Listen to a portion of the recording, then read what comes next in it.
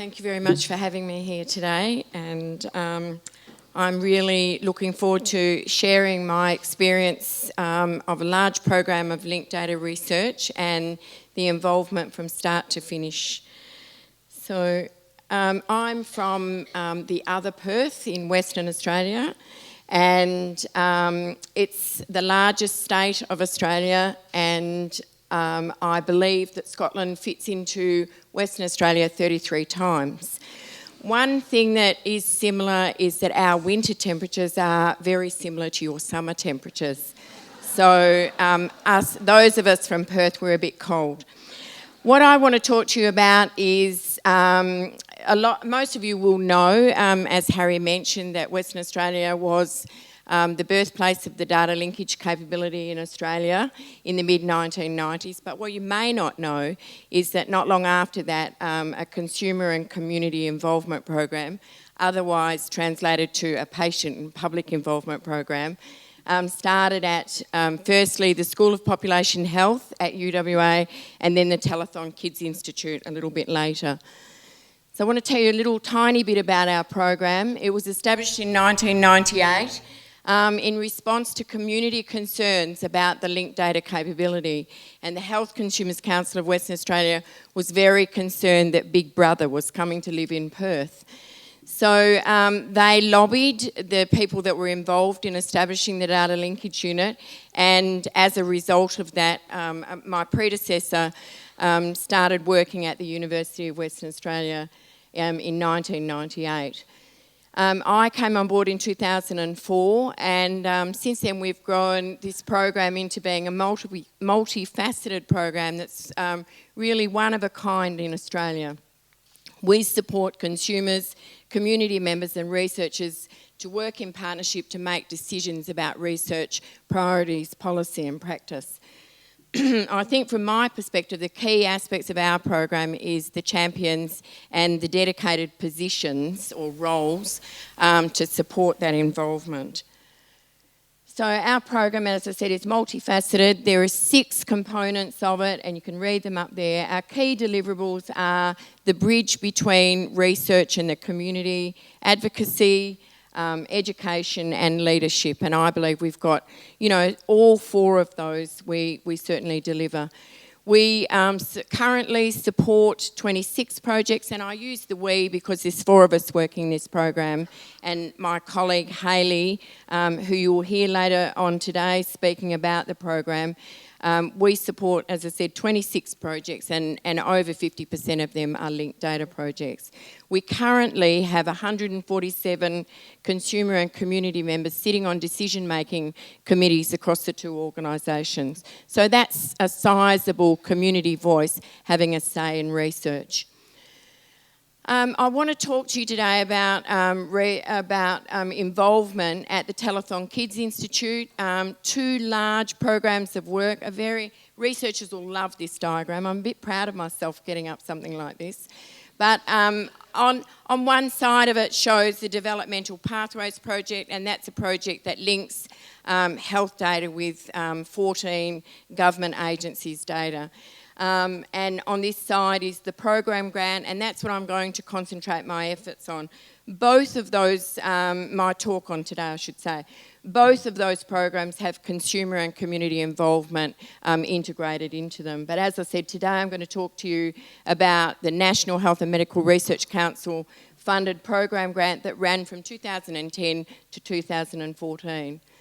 So just for the researchers in the audience, and I know that's the bulk of you, a little bit about the program grant. It was almost $10 million worth of public funded research that looked at the early developmental pathways linking health, disability, education, welfare and justice. Phew, big name.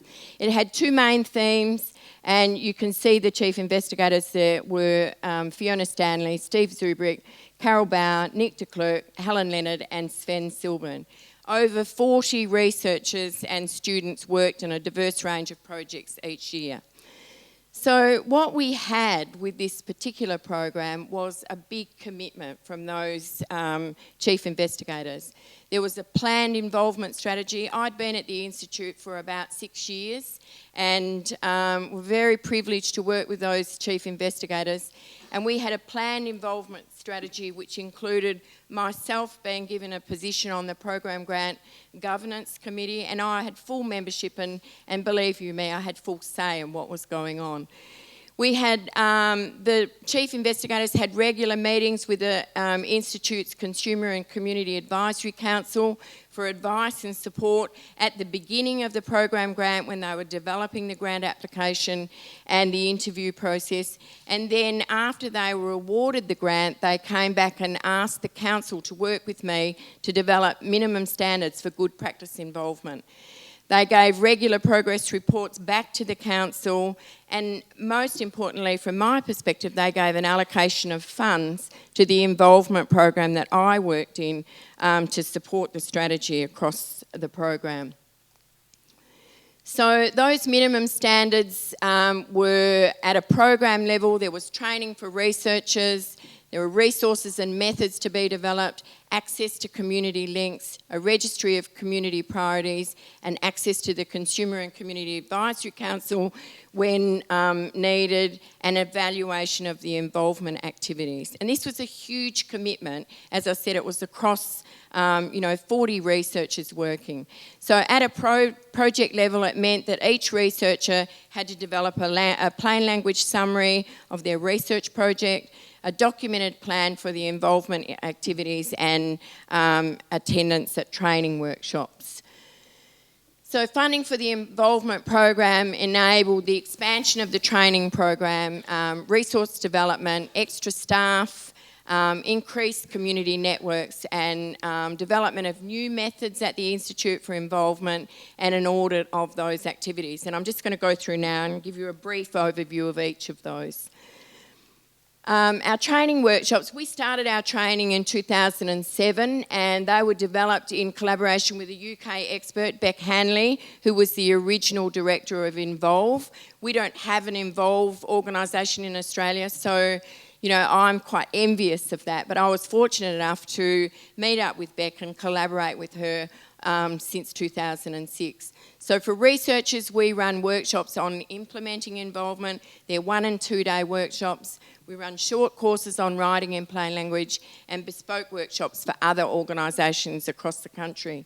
For consumers and community members, we run 1 day workshops on basic research information, including the how and why about linked data, because surprise, surprise, most people in the community don't really know about the linked data capability. What we did in the program grant was in 2010 we held a series of short workshop sessions on at the regular communication forum between the program grant and the Developmental Pathways Project researchers. We ran these sessions over a 3-month period, and over 35 researchers came in and out during that time for these sessions and learnt about writing in plain language. This was not something they found easy to do.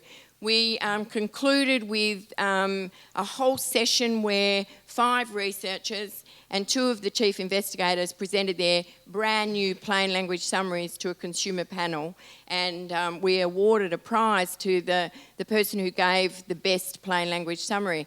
And quite surprisingly, that was a biostatistician who worked within the program grant. So, we found that to be a very successful process, and for me, the great thing about it was you had the chief investigators working with students and new early career researchers to develop these plain language summaries. We held 9 training workshops between 2010 and 2014, and over 90% of researchers and chief investigators and students who worked in the program grant attended a 1 or 2 day training workshop.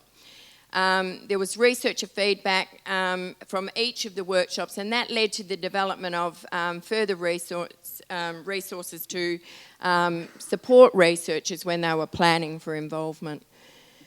Our consumer and community involvement participation workshops, we hold those, quite regularly, so that when we helping consumers to be involved in research, we've actually got trained, effective consumer members that will actually, be able to fully contribute to the research that they're involved in.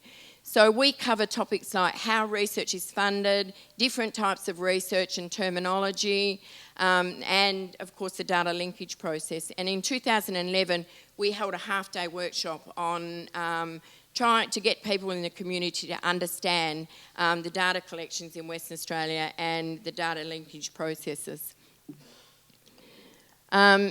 So impact of the training workshops. Over 85% of researchers who attended those 9 workshops said they intended to change their practice.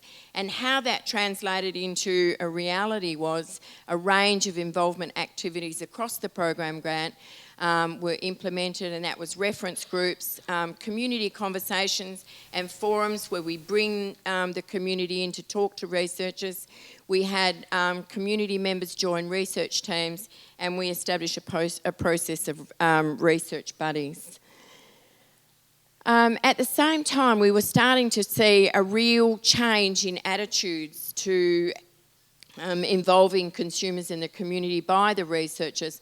So we conducted a small research project on evaluating our training. We were looking for changes in attitudes to awareness, changes in attitude, changes in awareness and behaviour. And so what we did was we surveyed 180 people that had attended our training workshops, and we got 100 respondents. I thought that was a terrible response rate, but researchers told me that was really great. So what the biggest take-home message was the value of involvement. People who had attended the workshops could really see a value of it.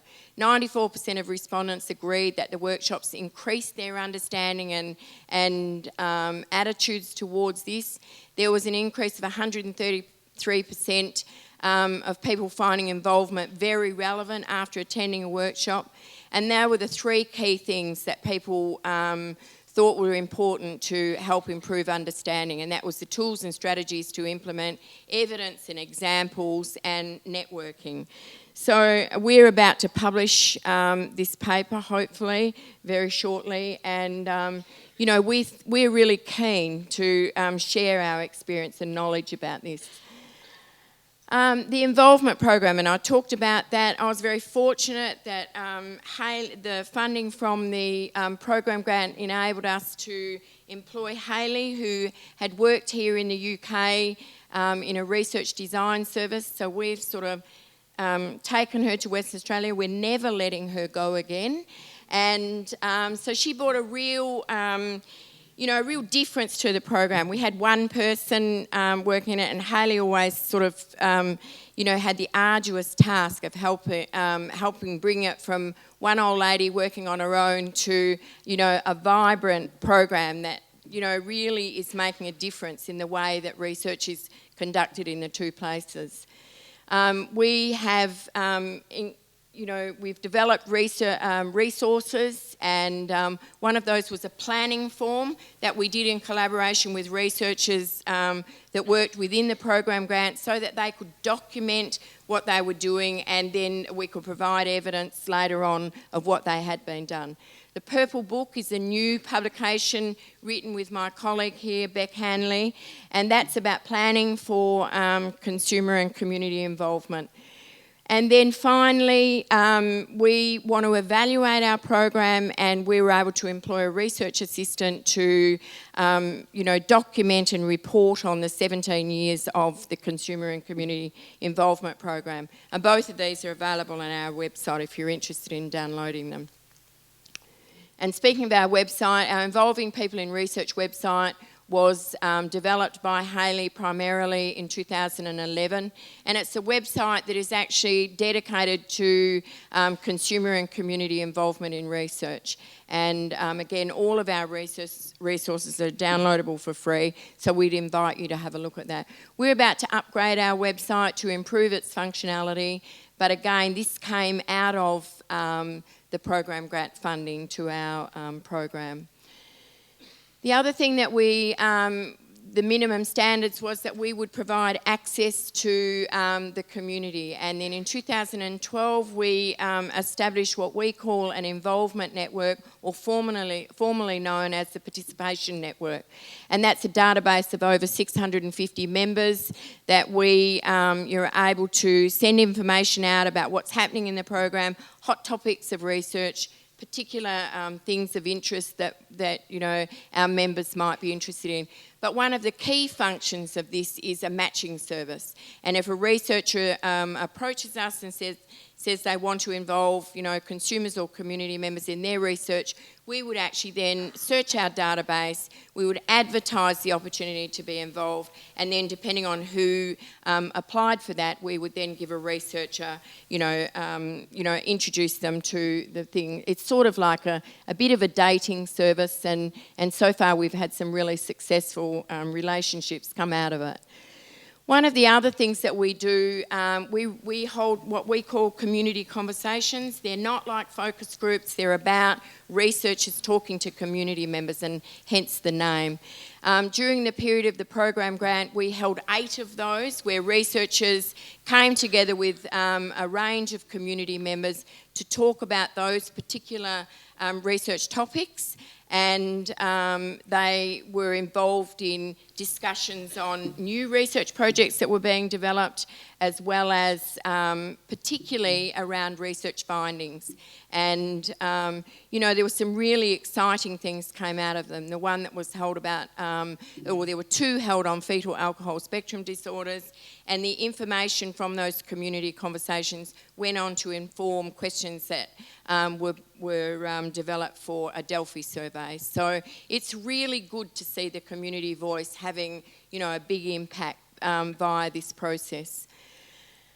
In 2014, we really wanted to get out to the community some exciting things that have been happening, particularly in the Developmental Pathways Project and, of course, the program grant. So we devised a community expo where we invited people to come into the Institute and giving them an opportunity to learn about the research that was being done, talk with the researchers and explore opportunities to work together.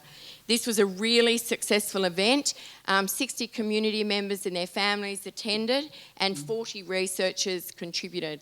6 of them gave very short presentations, and I mean short, 4 slides, 4 minutes. We were very pleased with that. And 25 posters were displayed. What we did was we asked researchers to put up their scientific posters so that they didn't incur an extra cost, but we made them stand next to their poster so they could explain, in plain language exactly what it was about. It was a very successful few hours that we had. We got really good feedback from the community where people were, particularly pleased to be able to talk directly to researchers and find out about the research. But one of the other things was, from the researchers' perspective, they were actually also really surprised how interested the community was in their research. We had a lot of people join our network, and we had a lot of people, come on. I think we had 7 people immediately be involved in various committees. So it was a very, very successful event for us, and one that I hope that we'll continue to hold. Lastly, I just want to talk about the audit of the involvement activities. We used a tool that we developed at the School of Population Health in 2010 in collaboration with the Consumer and Community Advisory Council.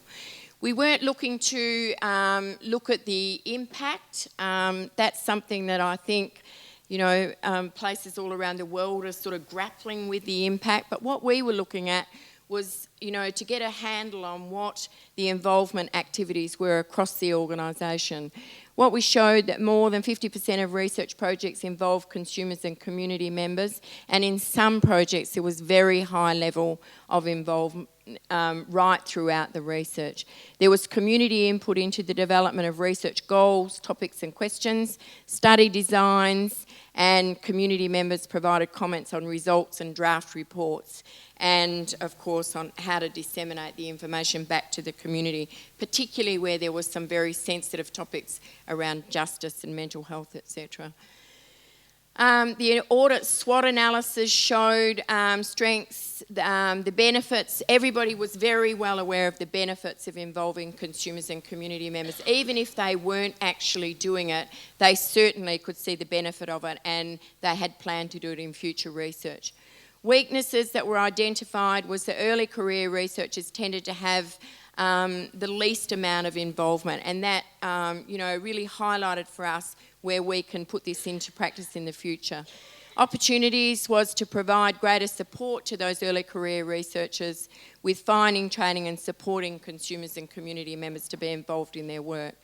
And the threats, it was really interesting to see where there were outside collaborators in them that had no interest in consumer and community involvement. This actually could impede it. So certainly, this gave us some great learnings for the future. And what we've done is, with the Consumer and Community Advisory Council, we've developed recommendations from this audit. And although it was across the program grant, we certainly, and that's finished now, we certainly intend to take that across the structure of the organisation.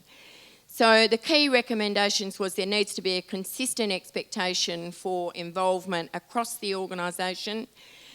Communication of this expectation is to be integrated into induction processes so that new people come in, know that this is the way that we intend to do business. It's part of the strategic plan at both organisations, which is a really powerful tool for me to be able to say to people, well, basically you have to do it if you work here.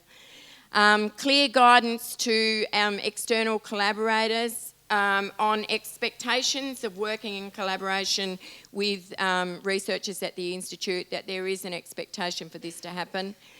That we should develop policy and processes to support capacity building, particularly for early career researchers. And of course, there needs to be reward and recognition.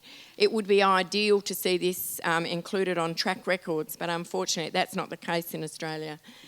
We're really, really pleased with what came out of it. And the Consumer and Community Advisory Council in both organisations gives an award each year for good practice involvement. In 2013, it was given to the Governance Committee for taking this on board and implementing it right throughout the program grant. And whilst, you might go back to that audit and think, well, I only had 50% of their projects. I think the key is that at the start there was none, so it was a huge improvement. And then last year, Heather Jones, who's here on your right, she was awarded it for the work that she did with the community conversations, with the fetal alcohol spectrum disorder research. So I suppose, really in conclusion, my reflections are that consumer and community participation or involvement across large programs of research is possible. Where there's a will, there's a way. Training, planning and support for researchers, consumers and community members is essential. I think without those components, it won't happen. I think it's really important to have a look when you evaluate to implement the learnings, and we certainly intend to implement them across both organisations, and we very recently moved out across the Faculty of Medicine and Dentistry, and we'll certainly be doing that. But from my perspective, the key ingredient to facilitate cultural change, and I feel very privileged to have worked with the people in the program grant because we actually did witness cultural change. And, I think it's not very often you get to see that in your working life. But what's been the key for me is, it's not going to work, is the champions. And I really take my hat off to them because I think that they were given an idea about what was possible, and they actually could see those possibilities, and they were able to take a punt, put their money where their mouth was, and the results speak for themselves. So thank you very much.